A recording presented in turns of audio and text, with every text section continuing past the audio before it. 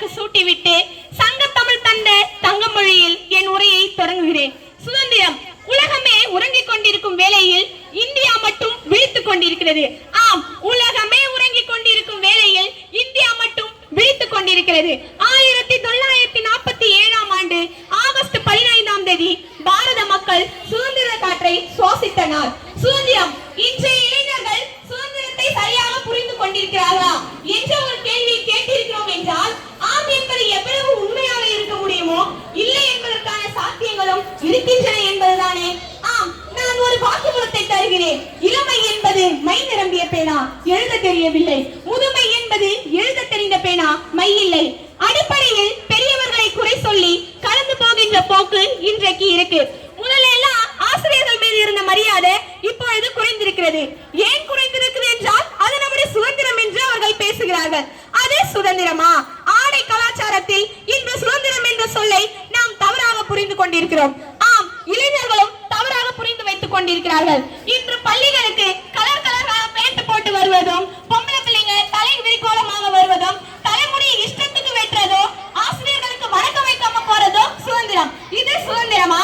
அடிமைப்பட்டு வாங்கி வச்சிருந்த சுதந்திரத்தை தான் நாம கொண்டாடுறோம். நாம யாரும் அடிமைப்படல, அதனாலதான் அடிமைப்பட்டு இருந்தாதானே சுதந்திரம் என்ற சொல்லுக்கு அர்த்தம் தெரியும். மோசஸ் என்கிற ஞானி கூறுகிறார், there is no freedom without law, there is no freedom without law. சட்டத்திற்கு அடங்காதது சுதந்திரமே கிடையாது. இன்னைக்கு எல்லாரும் நம்ம சட்டத்திட்டங்களுக்கு அடங்கியா இருக்கிறோம். ஆகஸ்ட் மாசம் 15ஆம் தேதி இன்னைக்கு எல்லாரும் கவனிச்சீங்களா? கொடி கம்பத்தை கொடிய நடுவுல மடிச்சு கட்டி வச்சிருப்பாங்க. நம்ம கீழ இருந்து மேல ஏத்துவோம். ஆனா ஜனவரி 26ஆம் தேதி கொடி கம்பத்துல கொடியை மேலேயே ஏற்றி வச்சிருப்பாங்க. அதை மேல இருந்து அவிழ்த்து விடுவோம்.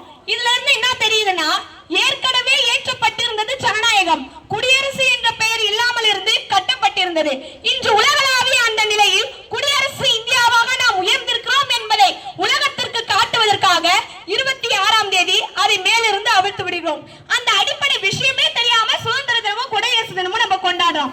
சாதாரணமா கிடைத்ததல்ல சுதந்திரம். சுதந்திரம் நாம எல்லாரும் ஜாதி மதம் பேதமின்றி இன்னைக்கு எல்லாரும் ஒண்ணா உட்கார்ந்து படிச்சுட்டு இருக்கோம்னா, அதுக்கு கஷ்டப்பட்டு வாங்கிய சுதந்திரம் தான் காரணம்.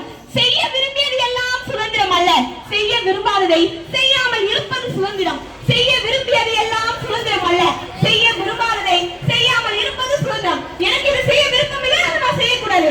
ஆனால் பெண்களுக்கு அந்த உலகம் அவ்வளவு எளிதாக இல்லை.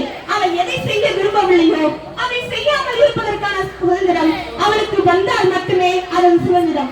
போதை அனுபவிப்பது உன்னுடைய சுதந்திரமாக இருக்கலாம், ஆனால் என் சுதந்திரத்தை பாதிப்பது உன்னுடைய சுதந்திரம் அல்ல. போதை அனுபவிப்பது உன்னுடைய சுதந்திரமாக இருக்கலாம், ஆனால் என்னுடைய சுதந்திரத்தை பாதிப்பது உன்னுடைய சுதந்திரமாக இருக்க முடியாது. எனவே சுதந்திர வாழ்த்துக்களை தெரிவித்துக் கொண்டு விடைபெறுகிறேன். நன்றி.